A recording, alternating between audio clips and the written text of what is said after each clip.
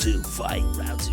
Welcome back. Whoa! Hey, what's going on? It's Chuff Chat. It's another week. It's another crazy week. Things are happening. Markets are down. Markets are up. Markets are up and down. Who knows where they're going? Markets are up. Markets are down. Tariffs are on. Tariffs are off. Those China's getting a big kooky one. Oh, those kooky markets. That kooky Trump. He's coming out here. He's saying things like he's... These tariffs keep going crazy. I'm going to have to tariff my nuts and dick. I'm going to have to tear off my own dick and then throw it and sell it. I'm going to have to sell my own dick to cover all the market that I've lost. Whoa! You said it. You're one cookie fella. You're crazy. We're both cookie fellas. I'm crazy, and I'm here with White James Brown, Jelly Bean, Jelly James Roll. Brown. Hey, ow, I feel good. Oh. And I'm here with the big dog. It's me, big dog, big country bear. Get him off his leash. Whoa. He's a crazy one. Oh, bark. Who knows how to do it? Whoa, okay, so let's see. Let's hear it, brother, man. All right, so if we know that we're entering a special economic situation where the markets are the way they are, they're incredibly volatile. Yes, Mr. Kennedy. Okay, so yeah, honestly, if I keep doing that voice, I will destroy my throat. You're gonna actually start talking like that. Or I'll be talking like him.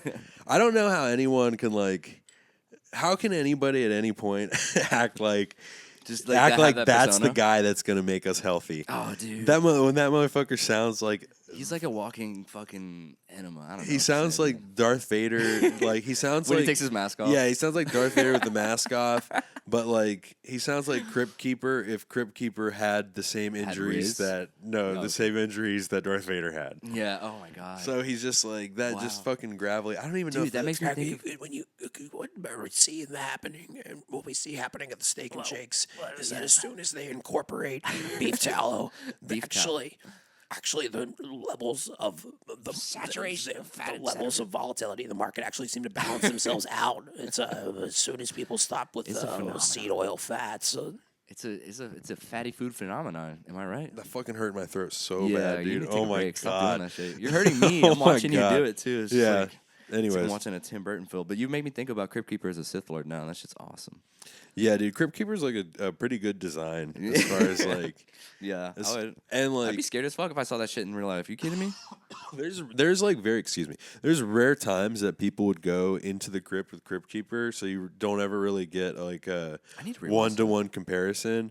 But one of the few times that look this up. One of the few times that someone did go into the crypt with the Crypt Keeper is when they would have guest hosts. Arnold Schwarzenegger did a guest host. So there's a picture of Arnold Schwarzenegger in a Tales from the Crypt shirt or some generic horror shirt. Oh, I see with the Crypt Keeper.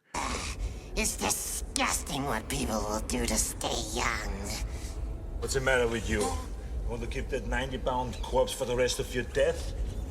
Oh yeah. Yeah, exactly. And it's insane because the Crypt Keeper looks like he actually exists. He's just wearing a t-shirt. Yeah, he's just a homie. He's like a fan or something. He's just holding that big bone mace. Of course, when you meet the Crypt Keeper, he is that crazy in real life. He's actually kind of he wild is guy. Cookie in real life. When you're in the crypt with he's the a Crypt positive Keeper. guy. What do you got to be positive? He's smiling a lot. When you see him, he likes to laugh. When I toured Auschwitz. When I toured Auschwitz and I saw the destruction that had been, when I went there, I saw the horrors. That's what the horrors. The people look like the Crypt Keeper. It's like Jesus Christ. And you went inside the museum. You're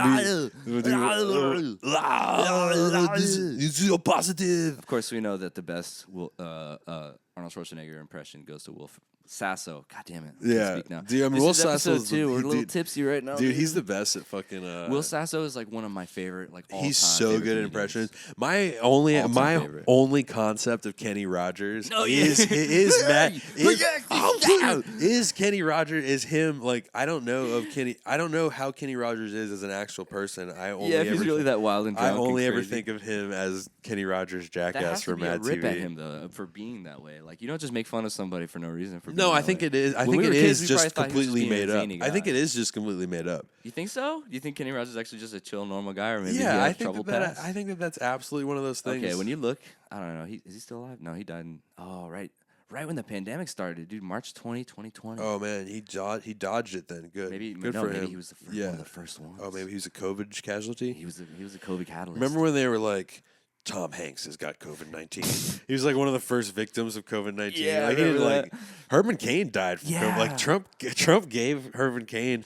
He was sending him out there on rallies, and his ass got COVID and I died, forgot dude. about that. That's so funny because he was on the Cain train. Yeah, bro. Herman Cain train. Holy shit! You remember that era, dude? That was when politics was so innocent, dude. Yeah, we were all bambinos. We were all Dude. innocent little bambinos. Dude, now we have like, there wasn't a single funny Vivek Ramaswamy song, but there were like countless funny Herman Cain songs. You know what I mean? yeah. Like that's why we know that politics is like completely degenerated. Cain, he was like, these other candidates, they don't become memes like they used to. Like Herman Cain was a classic meme. Like there was a lot. Everything he said was gold. I am become meme. I am becoming I a am meme. Dude, he was become born meme. in 1945 in December, like right at the end of the war. 1945. Jesus Christ. He was the first boomer. Yeah, it's like an actual boomer. He's the actual boomer. Damn. Born in Memphis, died in Atlanta. Bless him, Southern boy through and Southern through. boy through and through. Bless him. Love Bless Southern his boy. heart. Get on board the hurricane train. Get on board the hurricane. When I became president and CEO of Godfather's Pizza, it was supposed to go bankrupt. Dude, I was driving home and I passed by Wingstop, or not Wingstop, Wing, Wing joint. some kind of wing. Buffalo Wild Wings? No, whatever. There's like a wing place that the Hooters? wing place that we went to with Jimmy. Rest in peace. And that was beat up. It was beat up. It wasn't B Dubs. Are you it's, sure? It is one of those. It's one of those wing places that is a Hooters adjacent place. It's not Wing Stop, but it's like Wing House or something like that. I think it was Wing House. Yeah, I think you were and, right. and it's like where it's scantily clad women and shit. Wingstop, Wing But House. every time I pass by that, I think about the time that Jimmy complained about his buffalo chicken sandwich. That was, oh my God, that was Where he probably would- one of the best moments of our entire life. And you and I were just Oh, awkwardly sitting there. We're just "What the watching fuck?" him. It's like, what We've the never fuck? been with someone who just like outwardly complained. Yeah, that they that's hated insane. Their food, and he was just destroying this shit because he was kind of a shitlord. And I think he's an influencer now. So I don't know if we should go deep into who he is, but Yeah, he's like a veteran. foodie guy He's now. like Yeah, a he's a veteran influencer. veteran 'cause he like influencer, was yeah. served in the military. Or some but shit. and this we're not talking bad about him, but he was a am. little shitlord back in the day, you know, and he knows it. We know it. He's a good guy We though. went to the Ren Fair with him. Oh yeah, That yeah. was- No, that I was always fun. had fun with Jimmy. We just had divergent paths. Yep, that's true. And I This do just judge happens the to path everyone. that he took because anyone who joins the military, I But, judge. but something about these wings. Do you remember what he got? I don't even remember the order. I was just so stunned. He got a buffalo chicken sandwich. Is that what it was? Yeah, he was got a like- buffalo chicken sandwich. So it was like buffalo chicken tenders on buns, and he was just like We should have known he was going to be a complained foodie. about it just like not being good. And I was like, he didn't- Outwardly, like he was ripping her apart. He wasn't yeah, just he complaining. was just like, this just isn't good. Blah, Like, blah. what the hell are you doing? This is some bullshit. This He was is- actually talking like. Yeah, and we were like, man, what the? We were 'cause like, we didn't have the balls to ever talk like that too. didn't work. But yeah, like Oh, it- okay. Trying to get a squirt out. trying to get a squirt out. But yeah, like the fact that he like actually like legitimately just fucking was like, no, this isn't. I've He never. wasn't even mean about it. He was like valid in his criticism, but he was just stern. He was so stern. and like and it's just like to me, there's no criticism like that that's valid because it's just like, yeah, you just didn't like the fucking thing. It's not her that did it. Yeah, It's what are you just trying like- to get just out be of like, it? I don't like this. Can you remake it, please? Yeah, all you gotta or say. just like give me something else, give me some other fucking shit. Yeah, I'm like, it's alright, like, this what are you tastes not gonna like- like about it? It's fucking, chicken tender sandwich. I don't Well, even we're just fucking know. kids too. We're just dumbass. That's the kids. thing too. Is like that like shocked me. It was like shocked me as a kid because like one of the first times I like gone out with friends to eat, and I was like, what the fuck is this? What it's like? You just like go out with one of your friends, and you're like, oh, this is cool, fun, and then you're like, what the fuck is this Yeah. weirdo doing? Yeah, and we're already like out of our element. There's just sports going off all around us. Chicks, scantily clad women. You know. Dude, I'll talk shit about it because I think it's like a rip-off like white people joint. But there's like a Mexican restaurant at the mall called Azteca. It's like Wiregrass. Oh, at Wiregrass? No, I haven't yeah, been to that one. and it's they like so they do have good drinks. Julie got a really good tamarind margarita there or whatever. But we got food there and like it just all fucking like it was like I got like a chicken burrito and like the chicken was like out of like. It was like the little diced cubes that you get out of like a bag, you know what I mean? Ugh. That like, you would have on like a Publix Fucking- like Caesar yeah, salad. some frozen. Yeah, month-old it's some long fucking and like just tasted like shit. And then the server was like, who was Hispanic of some kind, was like very. You could tell was like, asked us was like, "How's the food?" And we were like, "Yeah, it's alright." And she could tell. You're like, eh. She could tell. just she was- pushing it She forward, could like, tell eh. it was like fucking whack. So you could tell it was fucking whack. And But there was even then, like, you're not gonna be like, "Oh, this is fucking awful." I can't yeah, eat yeah. Well, this," that you was know? gonna be my point. Is like we weren't like, you fucking bitch. you You dumb fucking idiot. bitch! You let Why me would you- order this fucking thing. Like I didn't fucking like, you know what I mean? I didn't fucking lay into her. You were This just like, margarita's good, "The but fuck you is wrong with you? fucking Are you let some me, dumb fucking idiot? dumb idiot. You Is this some why you work dumb at a fucking Azteca? bitch." No, dude. Pico tastes like I would never fucking like poopo. And especially, it's like, how do you not know how a restaurant works to where Yeah. like you fucking blame the server for everything? Turns out they didn't fucking go back there and make that. They got Yeah, it was yeah, handed no. to them through a little window. That's why I used to say, I'm like, everybody's got to work a service industry job. Yeah. Straight up. Oh, you know? yeah, for sure. Everybody, no matter rich, poor, young, old, white or black, white or black, you know. any color, sexuality. Everyone should work a service industry job. Should we? Do you have any good Tony stories? Should we talk about Tony, or should we leave Tony out of this? Dude, no. I Should we mean, leave my best Tony story is like, well, his latest thing is he's been going on cruises, so he's like finally entered his cruise era. But yeah, I work Oh. with this guy who was Formerly houseless. formerly houseless, and he was like, he got hired a little bit before That's me. not what I'm laughing at. Yeah, well, I mean, his whole life, I don't know. He's how a funny guy. He is he's a a funny funny guy. guy. Yeah. That's the thing. He's It's summing like it up. you He's a gotta funny laugh guy. because he's a funny guy. Yeah. But like he got hired a little bit before me, and then he like And this was in like 2013, 20 like 12, 20, yeah 2012. 2014 something like that, and he was homeless and he was just like hanging out and like lived in the plaza that our work was at, and like JB was just like, I'm gonna give this guy boss. a job or whatever. And then like I get hired and just know him as this like homeless dude that works with us. Yeah. And then over time he like gets an apartment through the VA because he was a veteran got all and this all shit this shit together. like that. Yeah. But like he just fucking now he finally has a car. But he was a seasoned Dude, he's fella, a you seasoned know what I'm fucking saying? guy. Like, Oh yeah. He's been out in the world for a while. Well, you at know? one point he had like was like gonna lose his leg to like Dude, I exposure. remember that. Remember, like, he yeah, had that he shit was on his like neck? he was like outside all the time, and like JB had got him an apartment. He wasn't like going back to his We were apartment. like, dude, are you okay? Yeah, and he We were was trying to like, take care of him. yeah, he was like fucking dying, and like he was gonna He's like like, lose his leg because he was like sleeping I don't give a fucking outside. shit. He would tell us to fuck off too Yeah. every time we talked to him about it. And then JB banned him, and then he finally like got his shit together, and then now he's like doing really well. He's got his like He's got an apartment. got a car and all this kind of shit Oh, now. shit. Yeah, and like he's got an apartment, got a car, all that kind of stuff. He had some rats that accidentally escaped. Oh, But like yeah, that. yeah, Oh, poor baby. yeah, but like Has he got a partner now? he's Has he got fucking funny, and he like he's got some girlfriend because he used to date Let's like all these go. Chinese women online that would Oh, like no. you know where it would be Some like Napoleon Dynamite shit. yeah, just where like he would chat be just room. be dating some like Chinese girl online, and then he'd be like sending her money for plane tickets, and they never come, like that kind So of like Kip, literally like Yeah, Kip exactly. with the LaFonda type shit. Well, my chores are done. So you ready, LaFonda? I am, honey. Sorry, Napoleon. We're just running a little bit late for some prime rib. That's so funny. Oh man, I could totally. Only see Tony. LaFonda did show up. She in did show Napoleon up. And she Dynamite. loved the fuck out of him. Too. Yeah, you know he's the really- director of Jared Hess, the Napoleon Dynamite guy. That's the director of the Minecraft movie. Oh, are they? Yeah, Oh my god, we should talk about that. yeah. I Oh. mean, So what made you want to see it? I think just because like I wanted to in my capitalist mind, I wanted to.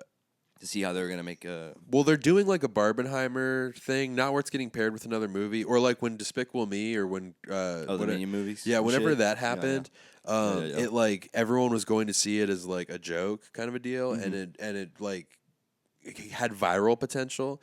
So I was like, oh, we should go see the Minecraft movie and like kind of document it and review it. It was hot and popping Because we'll be timely about it and all that. But then that would require us to spend money on it and all that. Yeah, And I'm a seasoned Minecrafter. I'm a builder more than I've never like fully beat the game. Have you ever played? Yeah. You played? Yeah. Oh, I'm a huge you like Minecraft it? guy. Yeah, Oh, no I love way. Minecraft. We never played together. That's Yeah, funny. I We love should. Minecraft. We'd have a realm together and shit. All the dumb shit we would have done. All the time we would have wasted. Dude, I'm autistic. Like, I love. Me I too. fucking You've always used been to a spend- Lego guy. I used to fucking spend hours and hours doing it. And now Maddie and I will play Minecraft and shit. Dude, let me go. I played Minecraft with Sasha's daughter for Yeah. a little while too, and she was funny. She would always abuse me. Yeah, that's what they all do. Like Maddie only likes to start like she likes to download the packs and then like do like prefab worlds and stuff. Yeah, and I'm she would like, have all the power, and she'd then, be like- playing around. I'd be like, I'm building a house. and then they just destroy your shit Yeah, and I'd constantly. be I'm building a house and shit like that. And then like, I just want to build a fucking farm. yeah, Let me- exactly. I just I want to want fucking build cows this and house. chickens and fucking leave me alone. And I know That's what I'd be doing. that game's so fucking. I build good. castles and shit. The soundtrack's good. Like Actually, I build like entire villages. That's what I do. Yeah, I like do like complete setups. I go like fucking in. Dude, I'm sorry to glaze over the soundtrack that you just said, but the soundtrack would sometimes be like the only thing that kept me going. Sometimes I'm like, at a certain point, I even used to refer to Minecraft as like therapy. Like sometimes you would just do it, like even with Legos or puzzles or coloring or whatever. Like not to talk too much, like I'm going through too much, but sometimes you just get lost in for hours. Sorry, I can't speak. This No, is drink number two. I'm the same way. And it would like reset my brain after some time. No. I think that like I'm the same way. It's like the best kind of dopamine. Yeah, because it's the kind of like you don't what really I like feel about, like you're wasting time or anything. Yeah, you know? if like, you feel productive because you're creating something, it's like what I like about Legos is there's something Exactly. tangible, like you're building something and you end up with something that you did. It's very visceral. You know, it's very. That's why I like gardening. Yeah, gardening like, is the best. For I that. showed Collie B. I got a. Oh, I got some mangoes growing in. I got a guava tree today. Beautiful. I got a jasmine plant. I got a tea plant and some mint and some other stuff. But like my patio is getting real green. The basil. I love me some basil, pepper, rosemary. I'm trying to grow a bunch of. I'm trying to grow a bunch of spices that I use not only for cooking but that I use for garnishes. I spend so much fucking money on garnishes stuff, like especially mint.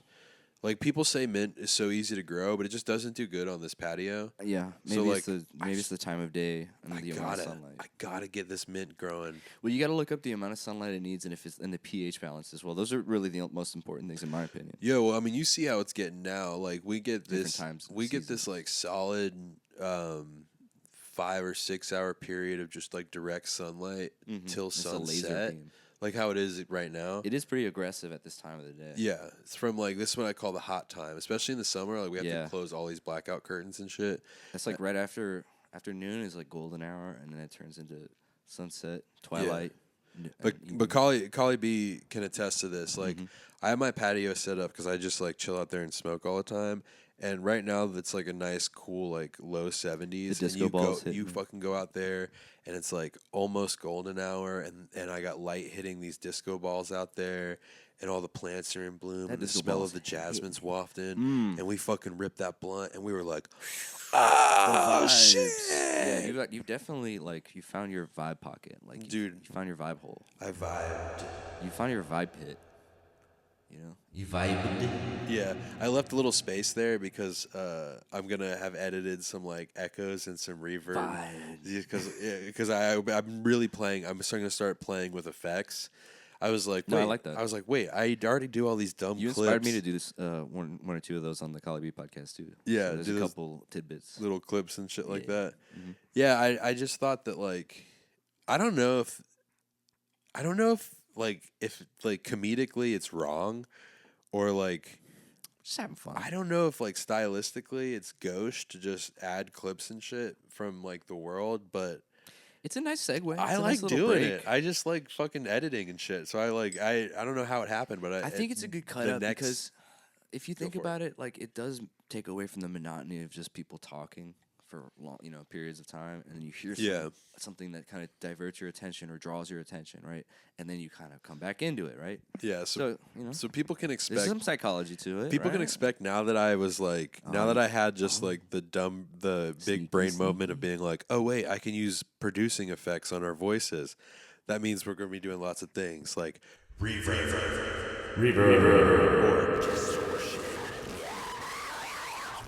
or echo. And then all that. And we'll do it in post. I expect that you're gonna have some fun with that. It'll have some slow. We'll have some slow transitions to where like a year from now, Collie B and I will like be recording with our guitars like plugged in, and we'll just be like doing bits, and then like. Anytime that we have to censor something, like anytime we say a slur that we can't say, we'll do like the Metalocalypse thing where we do like a quick shred. That'd be awesome. Oh my god, if you can be, I'd be what's his name, Toki and Squeezeguard. Oh yeah, Toki Vortooth and Squeezeguard. I think the most. I think I remember his last name. Shit. I think the most. Squeezeguard Squiggles. Yeah, Squeezeguard Squiggles. I think the most like enduring joke from Metalocalypse was the blues episode. Oh my god! like, You used to have that on DVD. I think we would trade that. Oh back yeah, and I forth. would just watch the DVD. Here Dude. come the train, coming blues. That's what they call the blues. That's what they.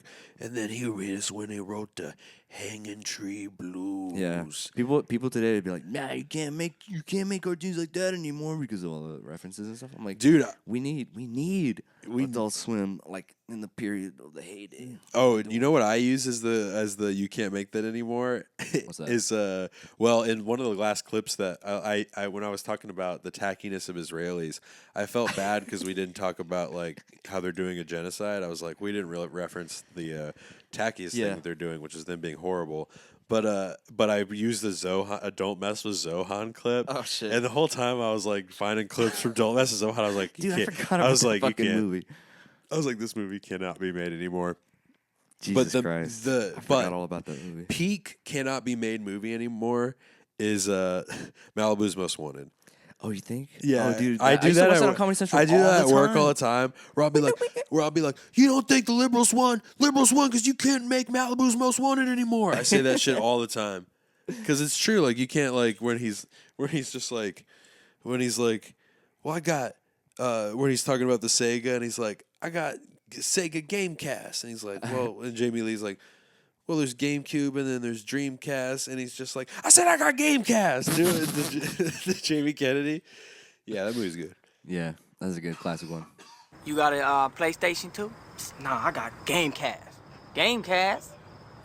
Well, there's GameCube and then there's Dreamcast. What you got? Well, I said I got Gamecast, man. Damn, I can't afford it.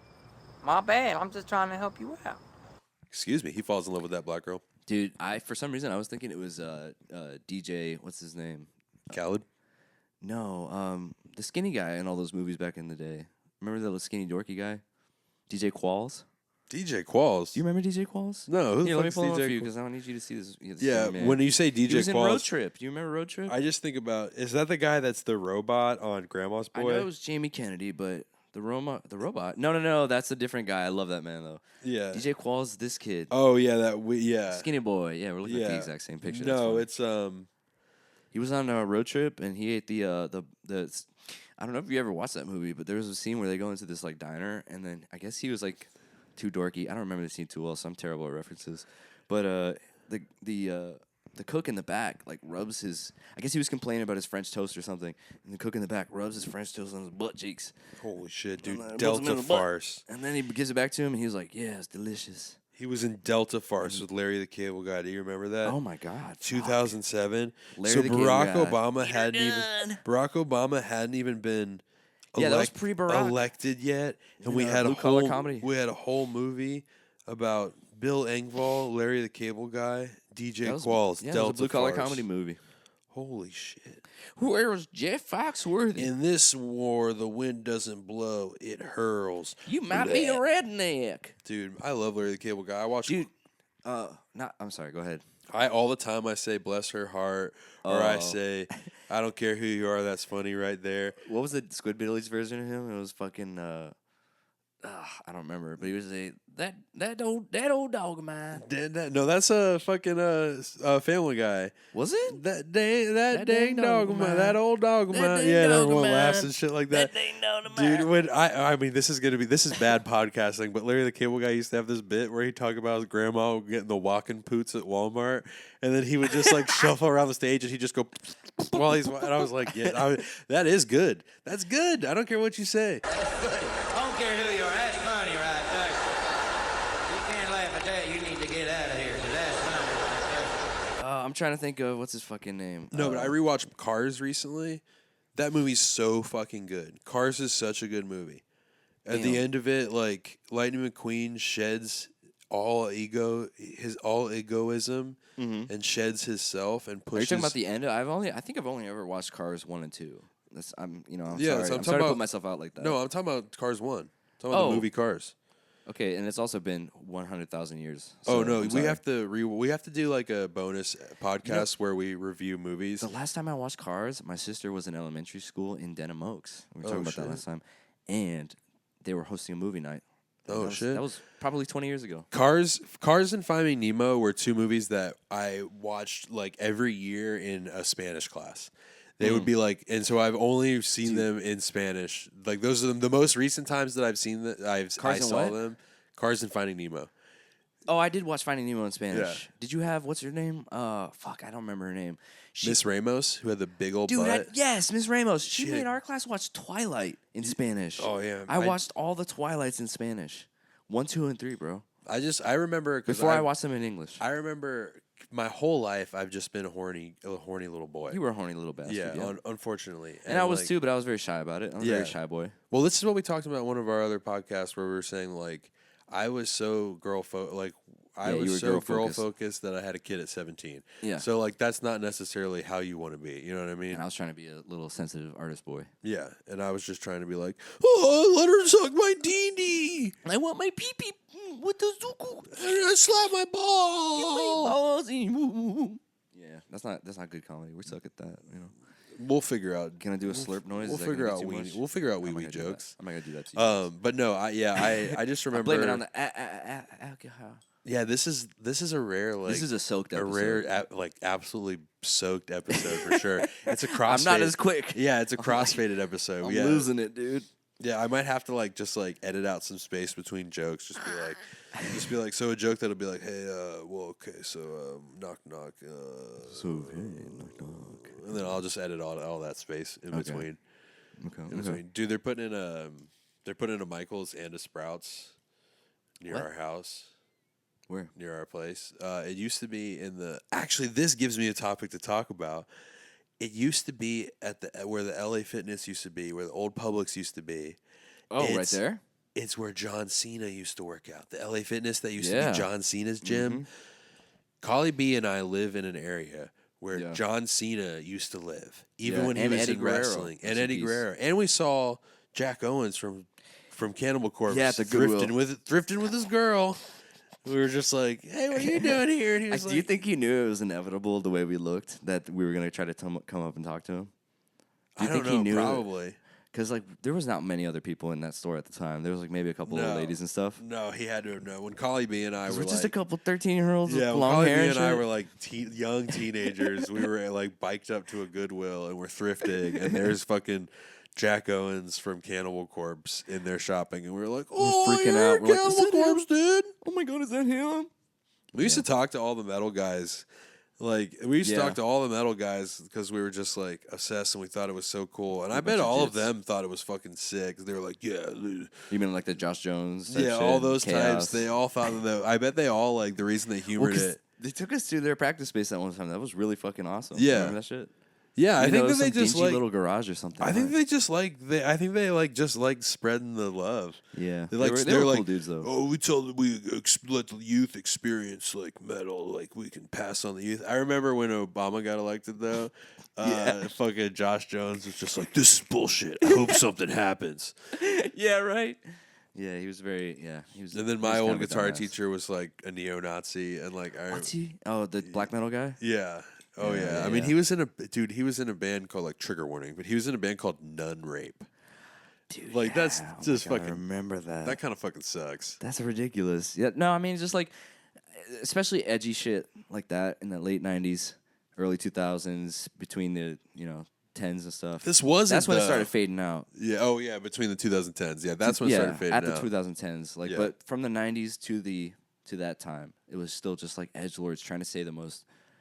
I don't know, outrageous shit that they could for, it was Goat Whore. What else? There was some other shit. Goat Whore's not even bad, though. No, I don't think Goat Whore's that Nun bad. Rape I think Nun Rape is pretty I think that kind of also as far kicked off. Remember, there was a lot of that porno grind stuff. Remember, that Sperm Swamp, just those nasty weirdos and shit. Yeah, all that fucking shit. A little fucking weird. I low-key like some of it. I like how it is musically, that band Torture. Yeah. I like a lot of slam and a lot. Torture? Yeah, Torture. It's a newer band. Yeah, I like a lot of slam and those pig squeal and real low frog vocals. I like that shit now because I think it's funny.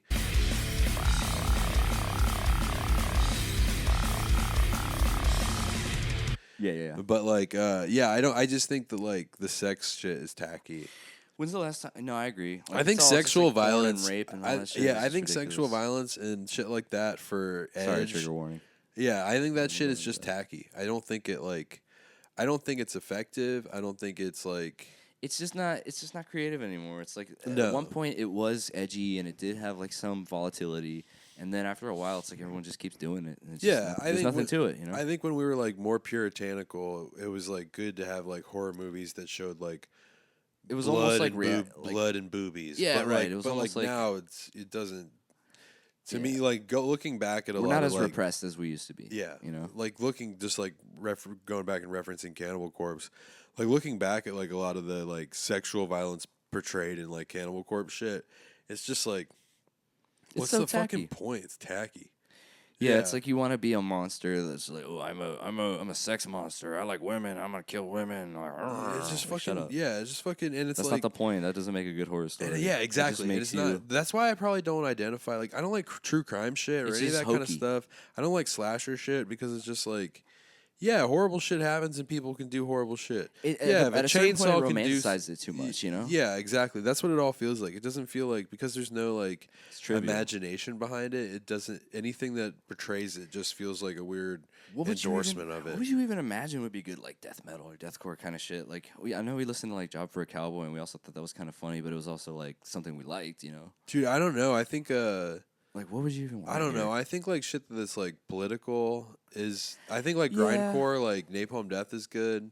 That's like true. like that era, Harmony Corruption era, It's kind of a Napalm make Death. money influence. We're getting really specific, so apologize to people. This is like Yeah. talking like This video is not game very talk and shit. But like Harmony inclusive. Corruption era, and I like demon stuff. Like Morbid Angel. Oh, yeah, like I the like that fantasy kind of kinda stuff. shit? Yeah, yeah. shit that's more like or like God Dethroned, like Lair of the White Worm, where it references like horror movies and all that kind of shit. Yeah.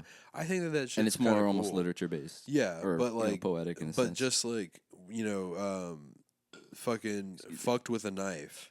Yeah, it's like what I don't want to It's hear that. not shit. It's like what you know what I mean. Like at a certain point, you know, like you're 15 years old and you're like, whoa, and it's like you grow up and then eventually you leave it behind. But then like if you still like, I don't know, I'm not trying to like condescend. yeah, I'm not trying to yuck anyone's yum. It's just it's 'Cause like you what can we're like what you like, it doesn't matter. But it's like that's just for our personal preferences. I don't know. I don't want to hear that kind of shit. It's like what we were talking I wanna about hear at one something a bit point. more nuanced. Yeah, it's like what we were talking about at one point with just like at the very least, like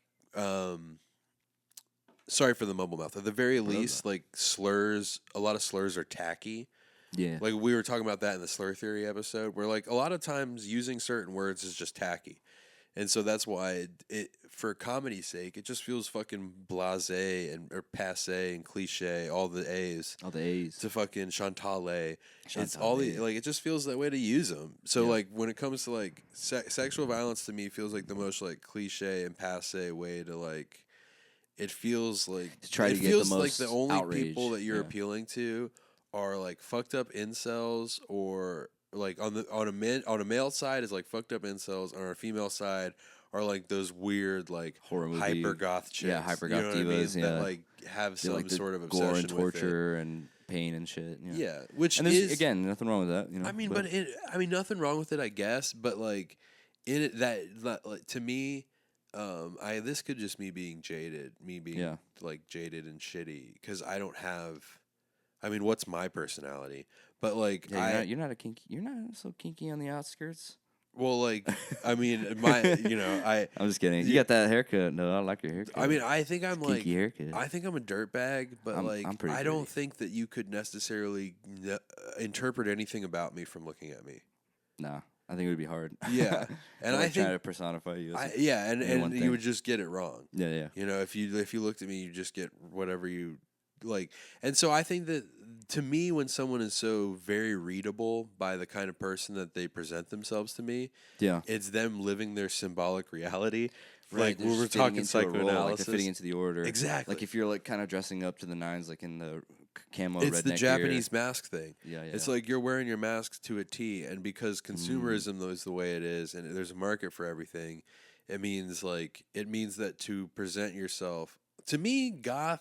When you are goth, it just means that you bought all the things to be that. Right, and you're just fitting into the image. Yeah, right? it Like, just means that you bought it's like a you're bunch of stepping stuff. into a suit almost. you Yeah, know? like all of those things, like then goth, again- and the same thing with like people who like. It's the same thing with wearing the gold chains and all that kind of shit. Like we can recognize that as like, oh, it's kind of tacky, and like people, counterculture is very yeah. easy, very able to recognize people. Like we're able to look at people and be like, oh, they want their baggy jeans and their chains, and like, I mean, that's talking about hip hop culture, but like talking about people who want to present themselves as money, like bling era. It's like, oh, they want all this designer stuff, blah blah blah, and it's like, okay, tight dress, yeah, but designer like shit. you're judging that, but you also your uniform and your identity is predicated on you buying all the right things, right, and fitting into an image or styles. Yeah. Your identity is like what you consume. I mean, in a way, we all step into suits, right? Neon Genesis Evangelion. Yeah. The end of Evangelion. You know what I'm talking about? That's true. JD Pondon bringing the third impact, crashing the stock market. Dude, that's where I'm at, man. I'm trying to shed that. Sorry, go for it. No, I was just going to say, we all step into these like figments of what we want to believe as far as how we present ourselves to the world. And I think you and I just like kind of mix and match a lot because we're kind of, not to say anomalous, like we're special. But I mean, like, we just, like, don't want to fit into a specific mold or niche, So we're just kind of a bit of everything. Yeah. And I don't think either of us, like, consciously do it. No. And, like, that's the thing that I wrestle with is, like, how much of my symbolic reality is me how much of my identity is based on me rejecting the concept of identity? Because either way, it's the suit you step into. Yeah. Am I putting on a mask and that mask is just me presenting myself as someone who views masks as bullshit? Does that make sense? Yeah. So like with how I feel about video games, I cannot sit down and play a video game because to me I'm like, or like with Marvel movies or all these things, to me I'm like, this is stupid and I shouldn't waste my time doing this and I have better things to do. Right, and it's almost like it's expected of you. And you don't want to fit that. I'm a responsible person. I have things that I should be doing, blah, blah, blah. But then again, I'll spend 2 hours sitting outside just getting high and scrolling on my phone. Yeah, I think we just have this anxiety about wasting time in this hustle and bustle world and that we have more quality things that we can be doing instead of, but we still waste our time regardless. Yeah, but that manifests to me as like there's like a sense of identity in that to me because like I judge, like I can't help it, but I am very much a hater. You know this about me. Well, the most diabolical haters this side of the Mississippi. Like, you know this about me. I'm a hater because like I see people having fun in ways where I'm like, I very much am telling myself, like, I'm scrolling through Instagram and seeing some of our friends who shall not be named, and I see them doing shit, and I'm like, you're older than me. Why are you doing this? Like, go get a fucking 401k. Like, that's literally and that's like, that's not even the kind of person I am. But like, it is also like kind of projecting it. Yeah, it is also kind of, because like, what am I doing in my free time? I'm fucking doing a podcast. You do I'm getting high and fucking playing guitar. So it's not like that. You trinkets and toys and stuff, and so do I. I have fun. I do goofy shit that a 20-year-old would do. Is that my mask though? Is like thinking that I'm above identity? Is that my identity? Self-flagellation almost. I think because I do the same thing. Where you kind of try to whip yourself into shape. You whip yourself into discipline and be more mature and be more your age and act more responsible and this and that. And none of that shit matters. And you try to prepare yourself for a future version of yourself that you're becoming and that you're coming into. But ultimately, you are who you are no matter what. We're the same person that we kind of were, even though we are obviously seasoned, experienced in different ways. Then, like the core of our personality kind of still remains, Yeah. And I think we just try to put on different garbs and masks around it. I don't know. I mean, like, that's true. What's the core of my personality? Am I the same person that I was when we met, like in 4th grade? It's weird. Well, can you find that person in who I am today? I mean, you would know because you're a third party. Like and I've known you for a long time too. Yeah, since 4th grade, since I was 9. No, I think we've always been this way. Like in a way that's like we're inquisitive. They're like core qualities that are still there in us. We're very self-examining, self-analytical, and we're conscious of the outside's perspective of us, and not to say that these are core qualities. A fault sometimes. Yeah, of course. Yeah, not to think anyone so no one thinks that. So no one thinks that we're humble bragging. Yeah. We're saying like if anything to we cause our own anxiety to so much, and I think our just brain chemistry is the way that it is, and that we find a lot of comfort in each other's company because we relate so much to each other, and I think that is a core dynamic between us that still exists. You know what I mean? Yeah, and I think that's why we've also been, not to like go from analyzing ourselves to analyzing our friendship, but I think that's why we've been able to like grow together so well is that both of us are able to be like self-critical in a way that when we bring those criticisms to each other, we're both like either like, hey, yeah, both you'll be like, hey, I feel this way about myself, and I'll be like, hey, yeah, I see that in you too, and also I see that in me right now, Right, blah right. blah blah, and then we can relate. also, you know, I mean, this is kind of the thing about like when you were talking about the Huberman shit.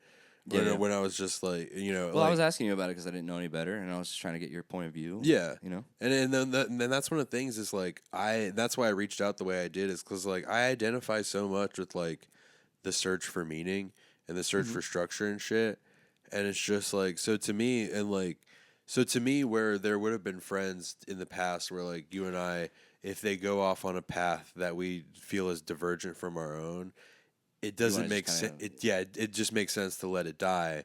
Right, because it doesn't serve any good for us to try and like win them over or you know anything like that. For you and I, it's always been natural to be like, hey, this is where I'm at in my life. I feel like we're both in the same place. Like, what's going on? Where do we go from here? Mm-hmm. Even though we'll be in completely different places. Right. We go on different, like you said, paths, and eventually there is a convalescence. You know. Yeah. There's a way we can meet in the middle. Yeah, I mean, like you have a fundamentally different relationship with grief now, than I ever have, and like in different ways of coping with that. I'm. Well, not to say that I'm different or anything. I'm just saying that different than in the sense that maybe a person like myself 10 years ago would have responded to all this stuff differently. Insofar as like abusing my addictions and toxic habits, as far as. The one that I still abuse, is, if I can analyze myself, is that I like to isolate myself a bit. As far as like there's like a desire in me to want to change, like transform, like a cocoon stage, you know, to hide and just disappear and then come back transformed. You know what I mean? Well, that's a huge desire of mine that I've never really been able to articulate in a tangible way. Well, from a psychoanalytical standpoint, I think that like.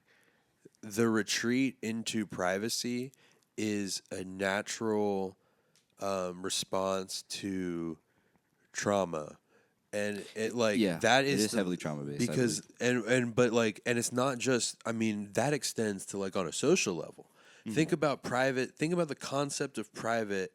How much that appeals to people with a reactionary mindset who have some sort of traumatic relationship with the social order. And I noticed that it can kind of exacerbate social psychological regression symptoms. Oh yeah. Where at some point, if you had been more experienced in practice and you go out and put yourself more out there, and you can be fine, more comfortable in social spaces and interactions and whatnot. If you isolate yourself for extended periods of times, you kind of come back and you're like a wild animal. You know? Like you're just not used to it. You know, you have a hard time making eye contact with people or going up and talking to strangers and this and that. You know. Yeah. And so it's just something that I'm aware of and trying to be actively like I don't know, considering changing and all this stuff, and it's always transformation, you know. Well, the symptom grief puts me back in that regressive state. That's the thing, you know. But the symptom is a manifestation of your is the manifestation of the process of repression. Yeah. So whatever symptom that you're dealing with, as far as like symptom being how you are reacting and how your trauma is manifesting, so it could be the heavy drinking or the it's self-negligence, yourself. And there's a lot of shame and guilt behind it, and that's ultimately what I feel. Exactly. Those things, like those are symptoms of the process of repressing the trauma. Mm-hmm. And it's even worse when you're completely self-aware about all of it. Well, but no, you know? But I mean, I think that is true. That's where psychoanalysis comes into play, and that's why, like, you can't even though you can't, they would advise that you can't analyze yourself. I think it's good. I would say that, like, the whole point of psychoanalysis is to change your relationship to the symptom. I may have said this before because I've been on this tangent lately because I've shout out to Y Theory podcast. They had this whole episode about this lately that really illuminated some shit for me. But so they characterized it as the point of psychoanalysis, as opposed to other things, is not to alleviate the symptom, because the symptom can't be alleviated because we are living the symptom. So, not to get to analyze the root cause. It's to change your relationship to the symptom. Oh, okay. So if you have an anxiety about a thing, it's changing your relationship to that thing. It's the way it not trying to not trying to attack your anxiety. It's change your relationship to the thing that's giving you the anxiety. That will ultimately alleviate the anxiety. To find what triggers you into that in the first place. Yeah, exactly. And to analyze what causes that and what your what's it called, relationship is to that. Yeah, it's the Buddhist principle of like the way that you process and the way that you approach a thing, your disconnect from that thing is the reality of the thing. Like what I was talking about with closing my mind off to sauce in like 2 or 3 episodes ago, where like if I'm walking and my foot hurts, become unattached to it. Yeah. I'm not my foot hurting. I am experiencing. Someone that is experiencing the sensation of pain. Mm-hmm. And so, like, obviously, there's more to that when we're talking about a psychic function, right? But that is a huge aspect of it, of like changing your relationship to the thing changes how you approach processing that thing and how you. That's the way I used to think about with food too. I'm like changing your relationship to food changes how like you consume it and put nutrients into yourself. For example, just like with overeating, not to like go on a wild. Oh, like what I was talking about last episode about my mental health being better when I was vegan, just from having a routine and stuff. Exactly to what you're talking about. True. Yeah, I don't know. I mean, that's really like you said. When you change your relationship with the symptom, and you change your relationship from the source, the root cause of all the issues, and your perspective on it, and you analyze your relationship to it. This is a lot of work that you got to do too, and it's not easy, obviously. No. But that's really what can. That's what causes the momentum for change. If you want to change, and that doesn't come from anything else. It doesn't come from anything external. Yeah. Hold on. And that's the thing about when you live, you exist, you're being. It's also a state of becoming, but at the same time, they're one and the same, right? Yeah. Being is. What's the phrase? Being. Well, I mean, being is the stage of becoming, or something. Well, yeah, something of that. And I don't know exactly the phrase that you're referencing. Not to get too heady. But I was going to say that like being is being in a constant state of unbeing and unbecoming and undoing and like that's what I like. Yourself, yeah. So I'm not sure if that's what you were quoting, but like that's what I feel is true. Is that like you're the only true way to be is to constantly be in a state of rupture and undoing. You know what I mean? Understanding that's another way you can understand yourself. Yeah, exactly. How should I start it? You like jazz? No, it's not. It's all about being and becoming. It's all about being and becoming. It's just like when I was I watched Blade Runner again, the old original, the final cut. Yeah, the old one. Yeah, with the Harrison Ford. And I remember trying to watch that movie.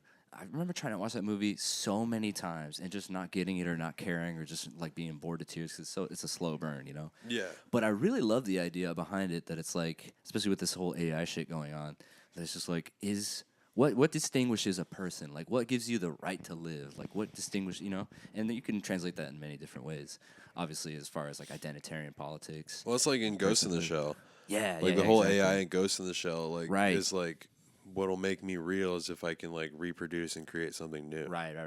Yeah. And that's the next stage of being and becoming, right? That's the human evolution process, right? Yeah, it's like creating the new thing. Cyborg, right? Like that's Hegel, right? It's like the new the new thing comes out of the old, contradictions of the old else. thing. It's becoming the new thing. That brings us back to Neon Genesis Evangelion. What did they make those things out of? Where did they find those things, folks? Where did they find the Evas? Adam came down and fucking crashed into New Tokyo, first impact, second impact. Hey, I mean, the aliens could be with us all right now. You wouldn't even freaking right know. Now, you never know. The rhesus blood type. What is it called? Rhesus monkey. Rhesus monkey? No, there's a type of blood that's like R something, like rhesus negative or something. But there's like rhesus macaques too, aren't they? Yeah, rhesus macaques. I don't know. I don't fucking know. Yeah, it's a monkey. That's a type of monkey. And they have special blood? No, I just think there's a blood type called rhesus negative. That the spiritualists, the New Age spiritualists would be like, we're finding all the monkeys, folks. These are the indigo children. We've got all the monkeys, We folks. got all the monkeys rounded up, They have the folks. best blood. They got the You hear best about blood. these Rhesus macaques. Rhesus macaques in the streets. We asked and Reese, in we the said, swamps. And Reese in is the donating springs- all of his macaques. And Reese- they're beautiful monkeys. They're beautiful monkeys, people. We're pumping the Reese's, we call blood. them Reese's Pieces, Reese's folks. Pieces. We're pumping the blood. We're pumping all the blood, and we're making pumping it. out. We're gonna make it into fuel. We're gonna make the blood. We're gonna make the blood fuel again. You know, the people. We're gonna use. We're gonna power mab all of for- the world. We're gonna power all of the world with the blood that we get from the monkeys. A lot of people. Special spiritual superpower blood, folks. All right, I'm losing it. I'm losing the accent. Yeah, he's hard. He's hard to keep. He's hard to do for me I sometimes. can't. Like, it's got to come from your diaphragm, really. Yeah, that's true. Like, you can't just fake it. You can't just be like bing bang. You know. Have you seen the and Shane- Medea. She was Medea, folks. She was extra mad. She was a mad so lady. mad. She had every right to be angry. She had every right to be angry. Medea had every right to be upset. But she was a mad lady. She wrote a whole diary about it. The whole Medea's house. The whole. What the fuck am I saying? The whole World War II. Medea World War II wrote that was diary. caused, right? A diary of a mad black woman. She true? wrote Is it it hiding from Hitler's armies. Oh my God, the diary of a mad black woman. I forgot she was hiding from Hitler. I forgot about And her dad published it when she was dead. Falling in love, poor Medea. She fell in love with a little Jewish boy. Had to be quiet. She had to be quiet, Medea. She had to be quiet, which was so quiet. hard for her. She was so loud. Fuck, man. It's hot as hell in this Cadillac, honey. I don't have no air conditioner. You have one in? I want a ham, an egg, and a cheese biscuit, okay? Hello? Damn, that reminds me. Can I talk about Big Fellas finally? The big fellas, is Big that like fellas. is that what you call it, the clumps? No, I did remember. Oh my God, Nutty Professor. That was a great fucking film series. That's what I'm trying to say. Medea was a good film series. It's the true Hegelian dialectic. Yeah, Medea. Of course, it's the true historical analysis. And I totally forgot what I was going to talk about. You were gonna pitch Medea's. The Big Fellas. The Big Fellas. So Big Fellas was an idea that I had because I was coming up with these like comedy horror movie ideas that would like take almost no budget to film, and you could just do behind a green screen and just do goofy ass stupid. But I ass, just like like fake big. horror I like movies. Big Fella's name alone. But already. Big Fellas is a pretty simple idea, and I think it could be done pretty easy with AI. And you don't have to do the whole movie like this, but it's basically like if every character in Goodfellas was a big, heavy-set This gentleman. big fat guy. Yeah, and so it's all the same scenes and all that, but the dinner scenes and the eating scenes are just extended and just in way more detail. So it's a movie about the big fellas, you know. So it's just the same story, it's the same premise. But have you know. watched those like fat N-word videos that I've seen you that are like the AI videos of like? Oh wait, I have it. Yeah. It's like AI videos of like the N-word with the soft A, and it's like the fat N-word videos of them like, oh, it's actually real fat N-word hours out here for summertime. We're gonna be, and it's just like all these different puns about like.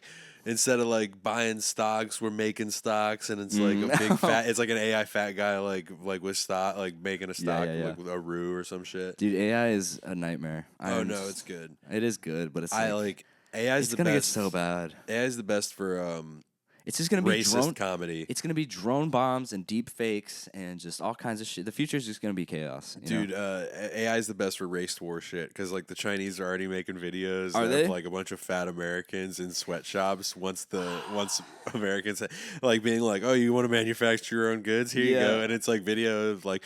Boing, ding, boing, bong. And then like it's just like the Oriental music, and it's like fat Americans like sewing Nikes together or like assembling an iPhone.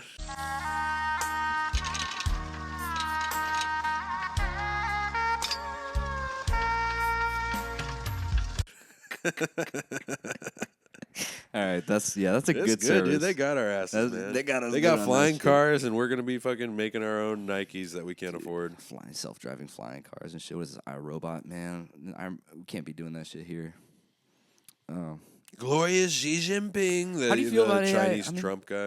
How do you feel about AI use if it's Chinese, right? Like if we're using DeepSeek instead of ChatGPT, right? Yeah, my only problem with using DeepSeek instead of ChatGPT is that whenever I use it, I like my brain reads the answers in a racist Chinese accent. Okay, I wasn't expecting that. Damn, I should have drank during that. Fuck, you got me good on that one. Holy shit.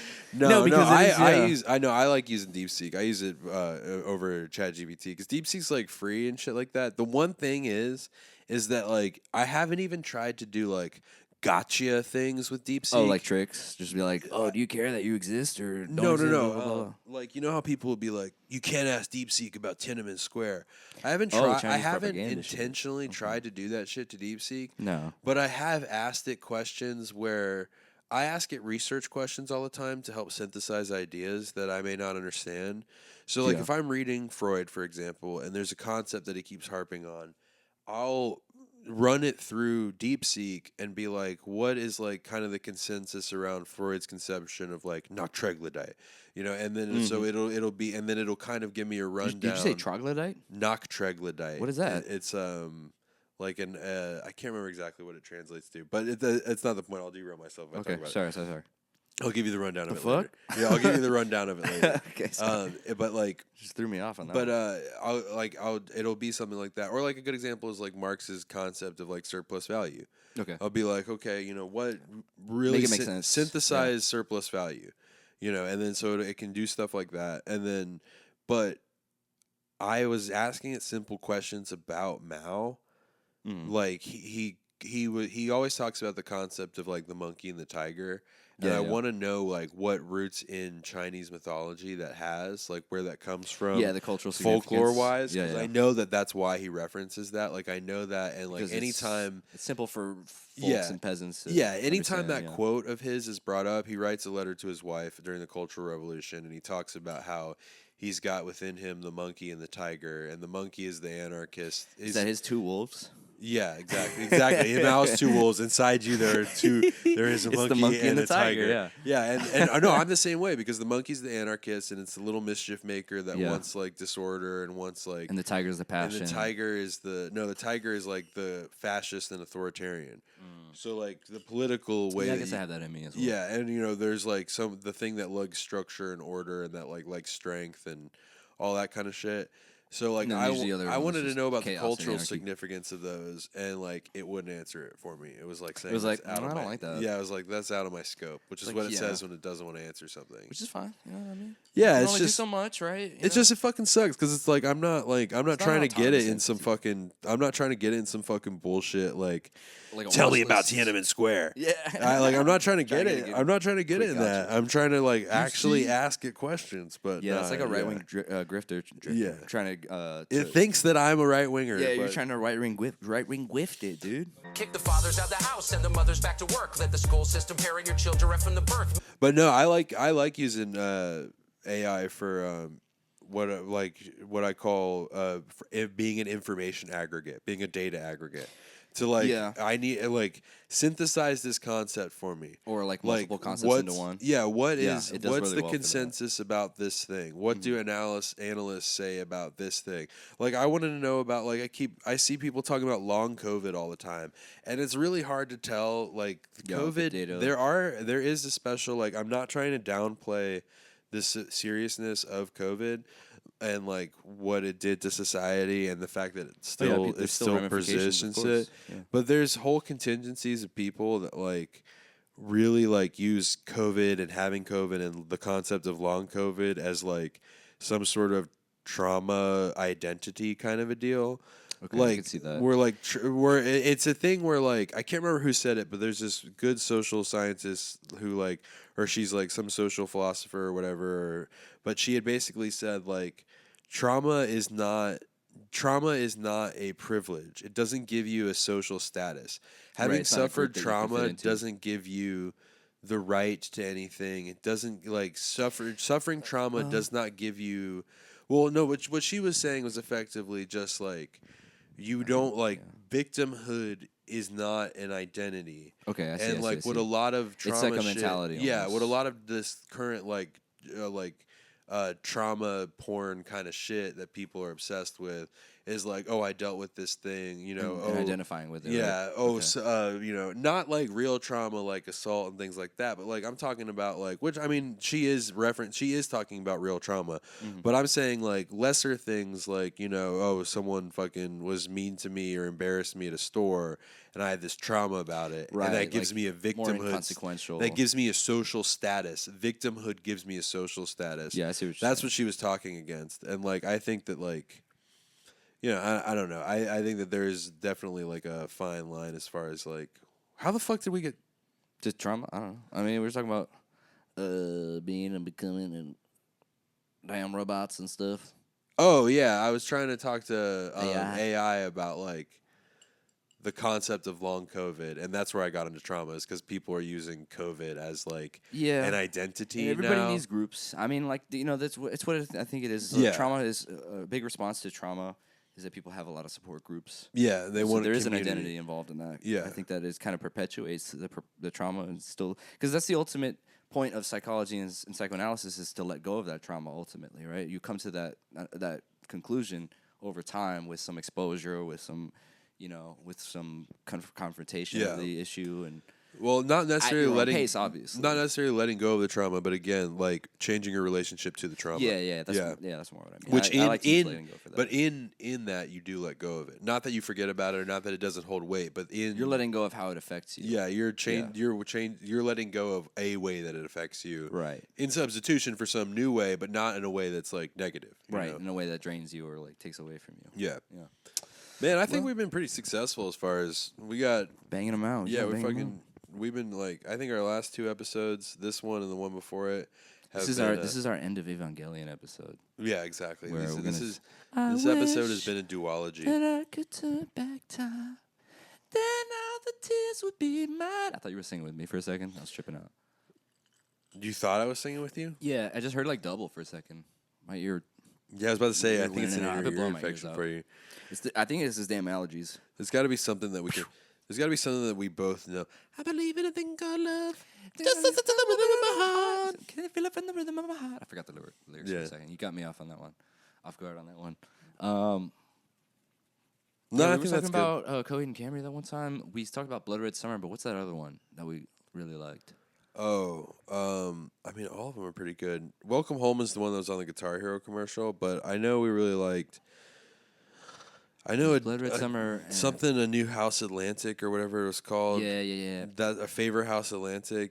Yeah. That one's the other big one, and there's also Devil in Jersey City. Oh It's your booty to Jersey bound. Yeah, With sound asleep, you'll find me at your most vulnerable That's like the one. pole position. Sometimes like there's one time consumer. Sometimes I'll there's one part where he's like, where it's like me and my something, and then he says like, but I don't know what he says, but it sounds like he says bailar. So it sounds like he's saying like to dance. And then every time I hear it, I'm like, yeah, bailar. Bailar. Anyways, we gotta fucking end this shit. Yeah. All right. Yeah. We're pretty blessings. sauced up, so sorry if it's a little off the rails. Yeah, this one's been a little bit more. This one has been a little bit sloppier than other ones. So Yeah. maybe we'll release this. This will be our pre 420 episode. Oh shit! So that people are ready. Maybe I'll put this out on 420. 420. So that people are prepared. Oh, whoa! Damn, God. I don't know if that works, but I've been trying to get a fart on mic. But like almost ripped that couch in half. we should end this shit. Do you have anything to plug? I don't think I don't Well, fucking. yeah, Mega Money Powerball. Hit me. Roll the dice. All See what right. you get, man. That's Hit the about lotto it. All right. slot. Maybe. All right, everyone. We love you. Okay, bye. Okay, bang.